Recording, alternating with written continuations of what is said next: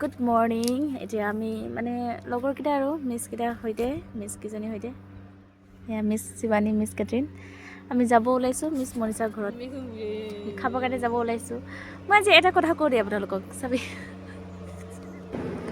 তো কথাটো হ'ল মানে এতিয়া আমি যেতিয়া নেকি ছানডে প্ৰে কৰিব যাওঁ, সেইদিনাখন ছানডে নাছিলে, ছিষ্টাৰবিলাকৰ মানে কিবা প্ৰগ্ৰেম আছিলে আৰু ময়ো মানে এক মাহৰ কাৰণে হলিডে আছিলে, তো ছিষ্টাৰবিলাকৰ ঘৰত আছিলোঁ।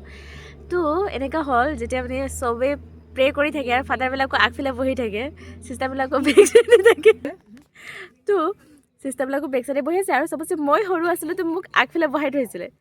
তো যেতিয়া প্ৰেবিলাক কৰি শেষ হৈ গৈছে আৰু চাইলেণ্ট প্ৰে হয়, মানে মনতে ভাবি আৰু প্ৰে কৰি থকা হয়, তেতিয়া আৰু মোৰ ইমান জোৰকৈ পাদা লাগিছে না, ৰখাব পৰা নাই।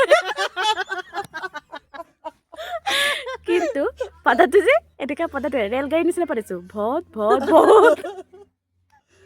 পিছতে ইমানে হাঁহি, মানে চাইলেণ্ট প্ৰে হয়, একো কথা ক'ব নোৱাৰি, পাদাও লাগিছে, ওলাই যাবও পৰা নাই, তো ওলাই গ'ল তাতে।